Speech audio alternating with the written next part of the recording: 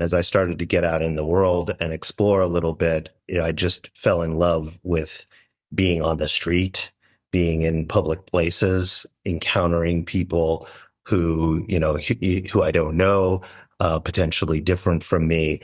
And architecture, it became for me the opportunity to kind of promote these types of interactions and to set the stage for this kind of amazing opportunity to like learn about the world through strangers effectively.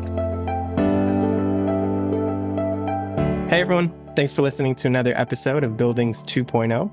Today, I'm speaking with David Tepper, principal at Ennead Architects, an internationally acclaimed architecture, planning, and interiors firm with a focus on sustainability and the civic good. So, David, thanks for talking with me today. Thanks, Jose. Really happy to be here. Take us back. So before you were principal at a global architecture firm, you've designed incredible structures across healthcare, infrastructure, campuses, and more. There was David the Kid. And so I'm curious, tell us what got you interested in buildings in the first place? Early inspirations, early moments, maybe people that inspired your journey. Well, I think like a lot of us, I loved making things. I was a Lego kid.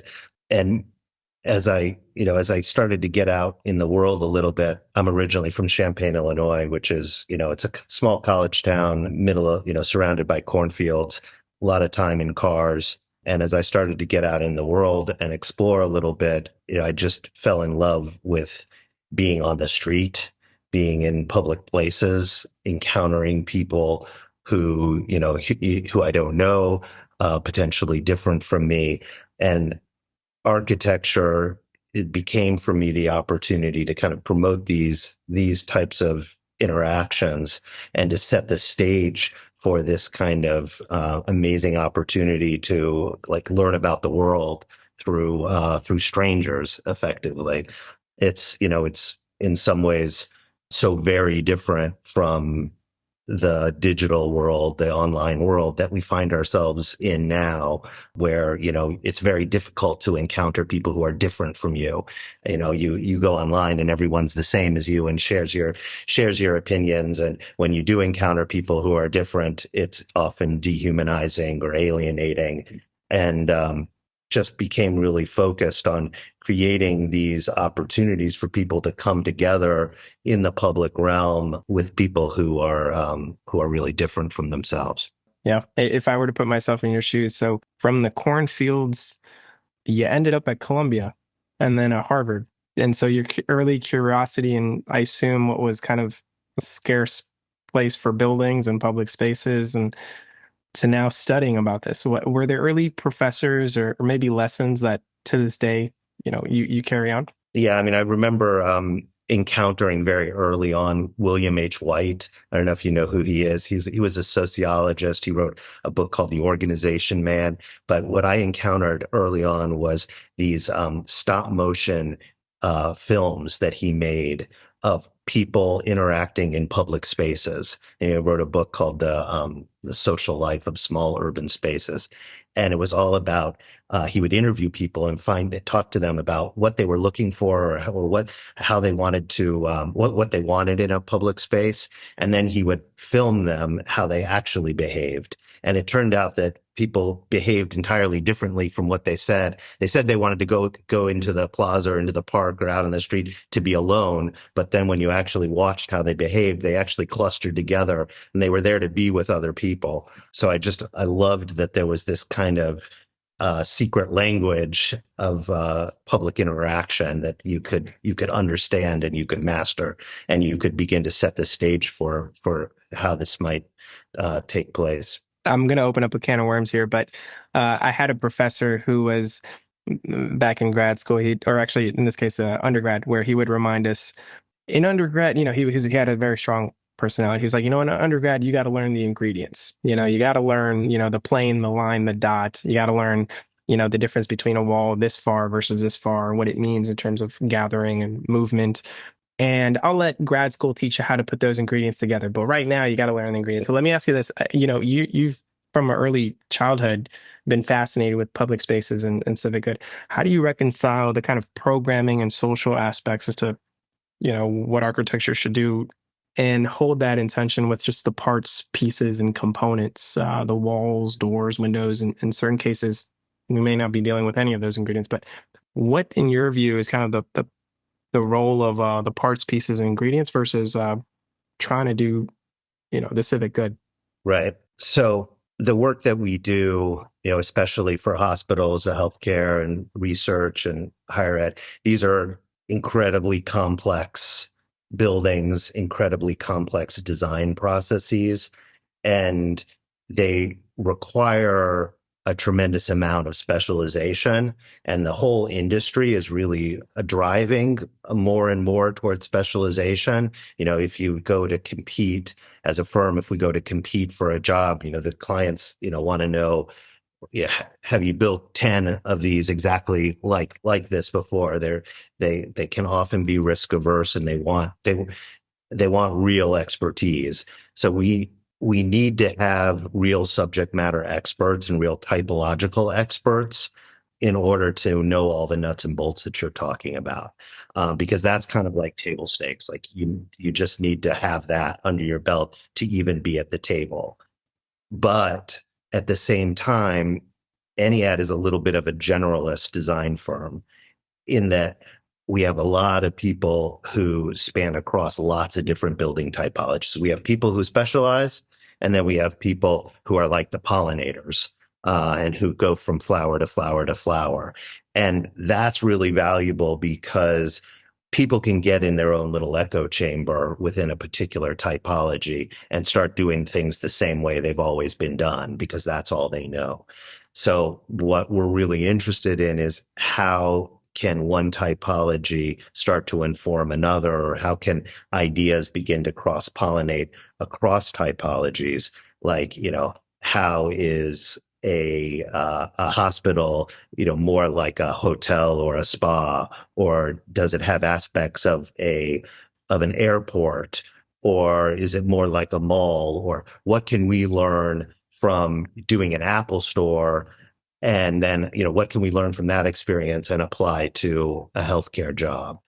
That's fascinating. I mean, are there recurring threads, themes that do stand out? I'm curious. You've had the opportunity to view everything as broad as like infrastructure to campus planning to healthcare.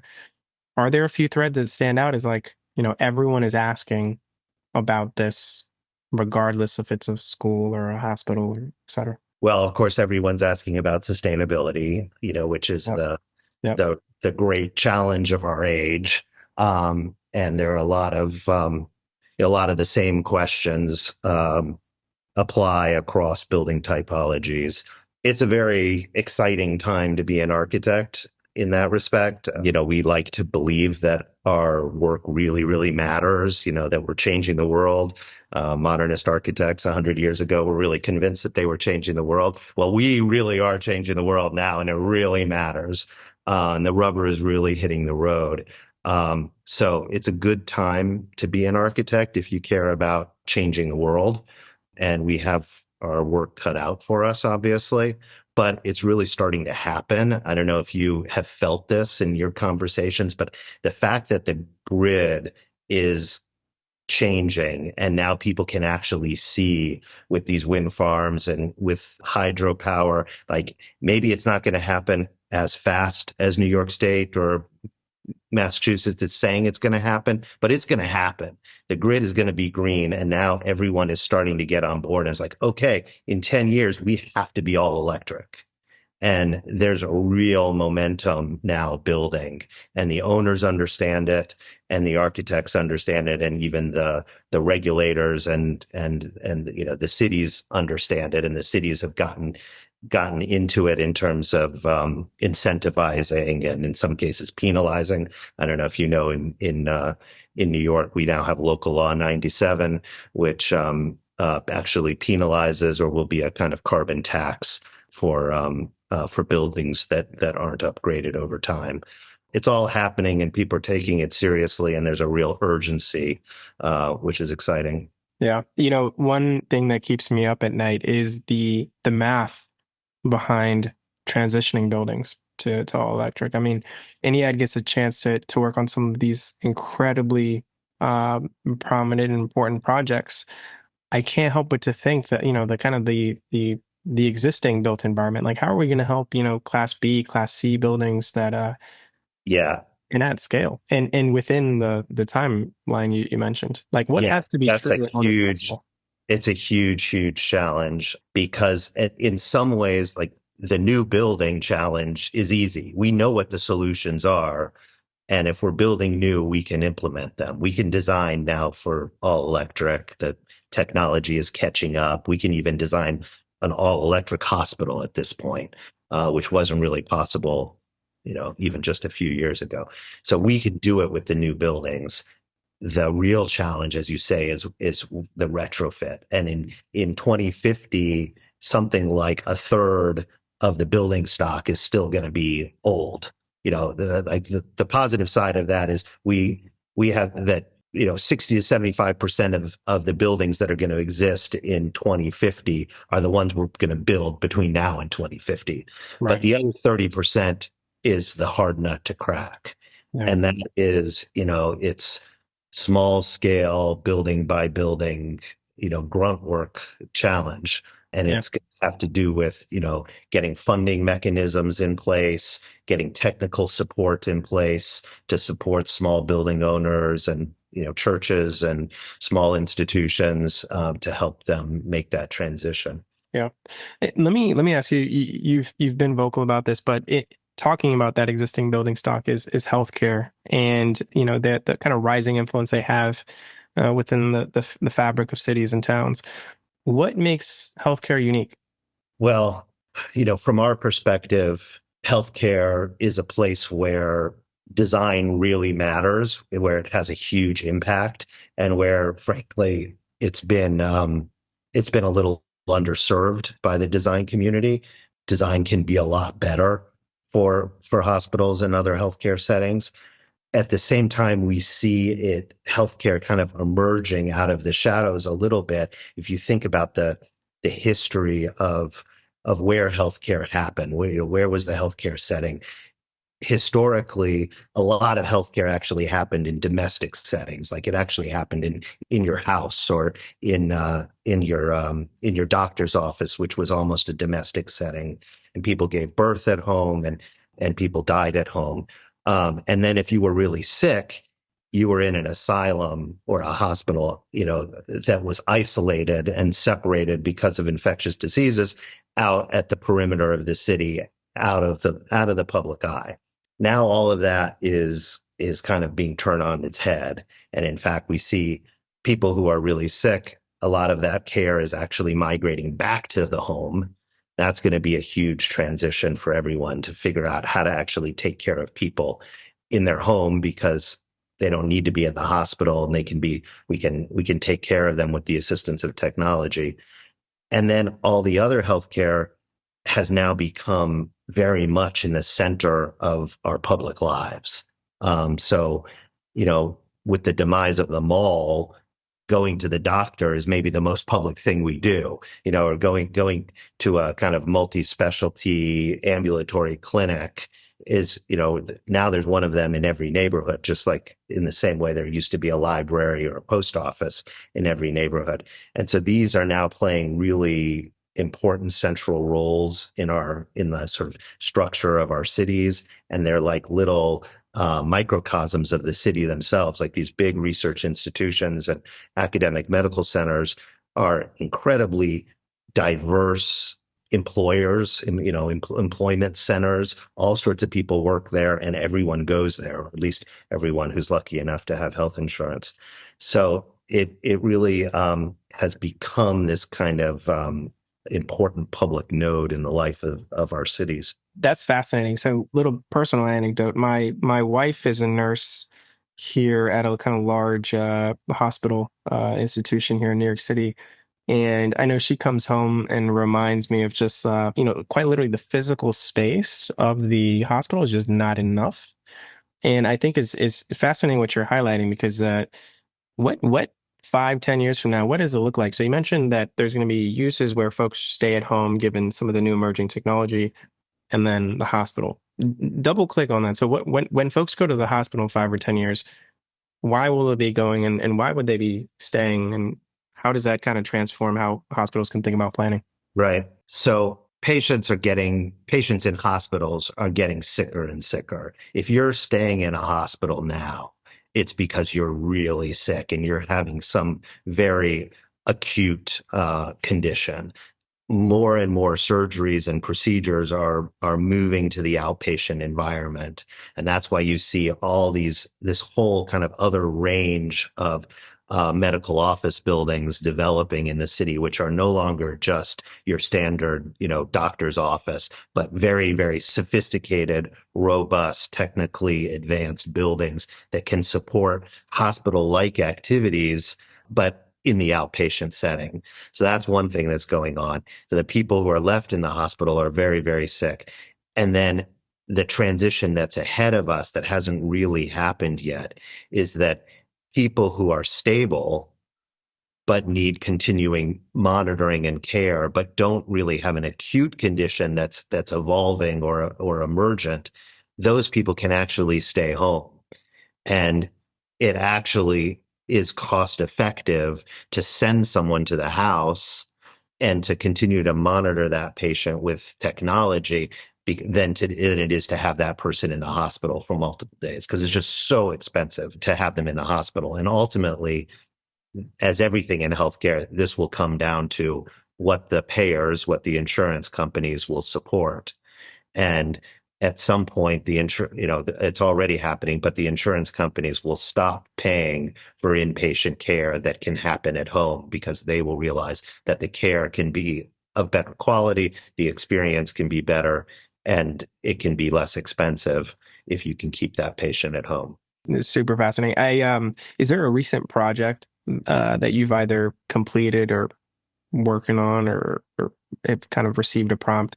Understood if things are confidential, but I'm just curious, does the project stand out as like, hey, here's an example? It's like how an organization is thinking about it the right way. Yeah, I mean, I think that there are a lot of pressures right now that healthcare providers are feeling. There are a couple of forces that are acting in sort of equal and opposite directions. On the one hand, as we look at demographics and the use of healthcare in the population, the need for inpatient beds, for hospital beds, is not increasing significantly. And anyone who projects, how many beds should I build in the future, they're going to tell you, well, probably not many more than you have right now. But at the same time, if you ask anyone, like your wife, a nurse, or anyone who's on the ground in these facilities, they're completely overwhelmed right now. And they don't have no place to put patients, and they're in a kind of constant crisis mode. And so those two views of the world are really battling it out right now. And in the end, in the long run, I think we are not going to need these inpatient beds, but it's really hard to convince people who are suffering through it day to day right now that that's the case. Yeah. And the kind of the way out you're suggesting is by diversifying from kind of at-home care, these kind of, I guess you kind of called it like maybe like a hybrid model where it's not quite the hospital, Exactly. but it's not Yeah, quite. actually, we sometimes call it the crossover MOB, because it's like it's an MOB that is actually like has the power of a hospital. But yeah, there's lots of innovation right now happening in what's known as like the setting of care, like trying to align the environment and the setting of care with what the patients and the care actually require. Right. What's the role of technology? So one thing is the kind of the walls, windows, floors, doors that create the space, but what is some of that emerging technology you're finding is making it uniquely possible to kind of distribute these spaces into their kind of different categories? Well, the home health trend is really being driven by all of these diagnostic tools that are becoming less and less expensive and more readily available. So, like all of the devices that we have on our phones or on our watches, we can actually reliably and accurately measure all sorts of things going on about our bodies and our conditions right now. And that can all report back to your healthcare provider. And a lot of these technologies, even, Apple Watch is now becoming FAA approved, as a medical device. So that whole space is really evolving very, very rapidly and enabling the care to be distributed in a much more broader geographic way. Yeah. So maybe to take a step to the side, designing these spaces and designing a building is what keeps you busy. But at the same time, you've been at Ennead now for over 2 decades, and designing a firm is happening all the while. Is there overlap in how you think about a building and a company or a firm, or two completely different philosophies? How do you think about this? Yeah, it's an interesting question. One of the things that we think distinguishes Ennead is that we have a kind of bespoke process with each of our clients. And if you look at our buildings, they ultimately don't look alike. You can't necessarily look at them and say, oh, that's an Ennead building, because we develop them through a process that we design with our clients. So each design problem is a kind of unique process that is tailored to the particular needs of that client. And in that way, the buildings that emerge out of that partnership with the owner and are very much attuned to the particular identity of the client, the particular program or mission that they're trying to accomplish, and the particular context that the building is in. So that leads to a lot of diversity in the office and a lot of different ways of doing things, which is great on the one hand, because it keeps us all nimble and keeps us from getting bored, and every project is a new challenge. On the other hand, we're beginning to appreciate more and more some standardization, some methodologies that can be repeated from project to project, because we don't want to reinvent the wheel every time we start a project. We want to actually pick and choose where we're going to innovate. And if, 80% of it might be familiar, and then where can we get the most bang for the buck on the remaining 20%? And where does our client want us to innovate? So we are focusing, or we're evolving as a firm a little bit to make sure that we've got those fundamentals and that we can share lessons learned from project to project and still find time to innovate. There's a lot of pressure right now in the industry on fees and schedule. We have to do our projects faster and more efficiently. And yet our process is all about exploration and going on this journey with the client to find what it is they're looking for. So we need to be able to do that in an ever tighter window. And that means getting a lot of the basics behind us quickly and being really bold and fast about identifying where the opportunities are to do something new. I think you nailed it. As the market evolves, both, the client segment themselves, right? Some of the macro pressures that are facing landlords or commercial landlords in particular, or institutional landlords across, regulations, many of which you highlighted with, there's like a very clear timeline where we got to go from this to that. The costs involved when you factor in just general inflation, the cost of construction these days, the changing paradigms and the way we work, right? The kind of decreased demand in at least Class B and Class C office space, with major increase in just demand in housing, like all of these kind of macro factors. If you're the client, specifically a commercial landlord, like it's a tough place to be if you say, oh, in a 10, 20, 30 story office building right now in Midtown Manhattan, 10, 20, 30% of your building is occupied. The other 70%, you're asking yourself, like, what do I do? You got the city about to fine me. Construction costs are at all-time high. I can't quite convert it to a residential building without spending a ton. How do you begin to navigate, or if to put yourselves in kind of the shoes of a commercial landlord, at least in New York City, using that example, like how do I even begin to navigate what to do and how to even think about the problem? Maybe for starters, you hope that your neighborhood gets rezoned. That's what happened on the east side, Midtown Mhm. East. Right. Uh, there was a huge collection of aging buildings that nobody wanted to rent, and yet nobody could afford to renovate them or tear them down. And so the city recognized that that whole area was declining in quality and becoming kind of desolate. And so they stepped in and they rezoned it, and they effectively created enough value there that it incentivized and made it possible for people to go in and actually tear down these older buildings and replace them. So that's an example of the city being very forward looking and understanding what their role can be in addressing some of the issues that you're talking about. And then on the parallel side, you've got some of the emerging trends, technologies in how it's redefining or perhaps putting pressure on the architectural profession itself. Like what does it mean to add value as an architect? Of course, AI has been kind of front burner in a lot of conversations, and I think that's still to kind of to be determined as to what exactly, when you consider kind of the role of an architect and how exactly and where that's going to impact.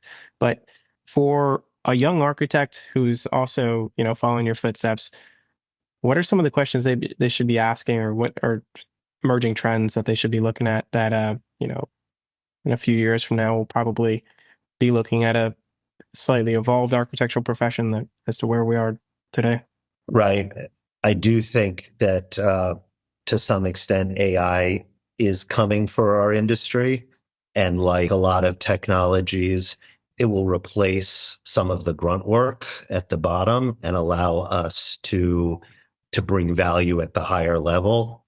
So we'll be spending less time drawing details, or especially repetitive details, and more time strategizing how to deliver the project. And so people in my position, the oldsters who, have been around for 30 years, we're not going anywhere because we're the ones who are actually going to know how to tell the AI what to do. And there'll be, a class of young people who know how to drive the machine, as always, but there won't be as many positions available for young architects, doing drafting, doing grunt work.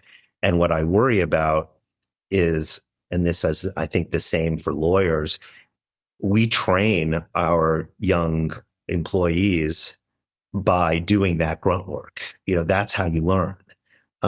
So you sit there and you copy another set of drawings that from an earlier project, and you say, do it like this.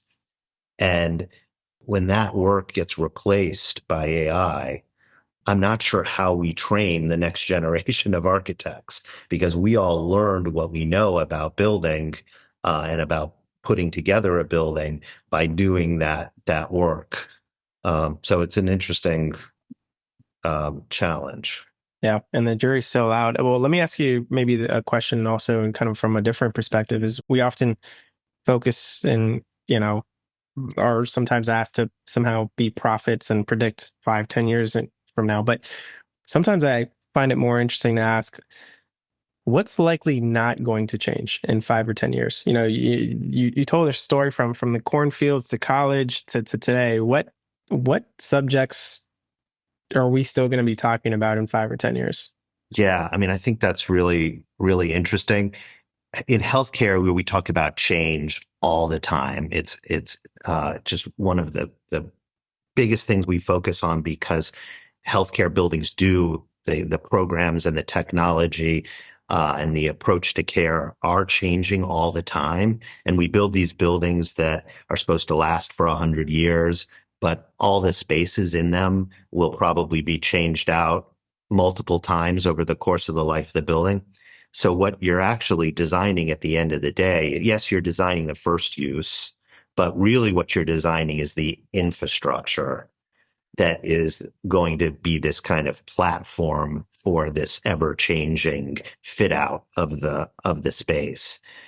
I think about, it reminds me of like the New York loft building, which is a typology that's now, 150 years old.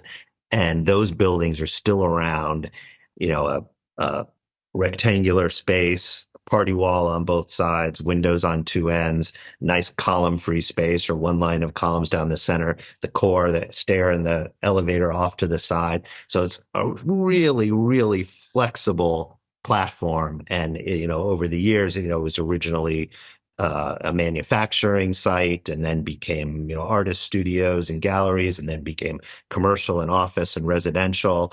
And it's still the same. So those kinds of spaces, a good floor to floor, a robust structure, a core off to one side, and the ability to put anything in it, that's never going to change. Mm. Oh, it's going to be valuable. Oh man, you nailed it. I think that speaks to that synchronizes a lot of the recurring themes I've heard across various folks from ownership to the city. And the way that you put it is so on point. I mean, the irony, of course, is that what's likely not going to change is like the fact that we're going to continue changing. Yeah, yeah. And acknowledging that what we're building is perhaps the infrastructure or platform for it to kind of house some of that change. And probably we'd like to predict, but in 20 years from now, we've got no idea what the office will likely look like. But acknowledging that we're kind of building those platforms now for change is key. And it's so critical. I mean, the amount of buildings in Midtown right now, I know we're talking a lot about office to resi, but the reality is that that's only going to be about a small percentage of the office building, but the other 80% something's got to change. And so I love how you position that. I think it's kind of a sobering reminder for architects that like what we're essentially is we can kind of build the platforms to essentially enable change. Right. We have to always be asking those questions about what's the world going to be 10, 15, 30 years down the road. And then we need the intelligence to understand which of those potential futures we actually need to respond to now. So if flood levels are rising or wind speeds are going to be rising, those are things that you really do want to understand now and actually take the opportunity to build into the structure day one, because your opportunity to do it later is very limited. Whereas the idea that you might need more electrical in the future, that's okay. I don't need to pay for that electrical now. I can think about how to allow for that additional power in the future, and maybe I can make some provisions for it, or I can set aside some space for it or something.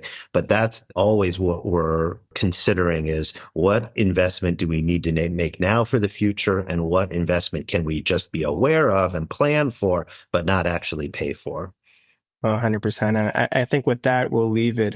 We could do a part two, a part three, a part four on any one of these subjects you touched on, from, what makes healthcare unique, to cities, to rising regulations, to the climate, to AI, how it's impacting the profession.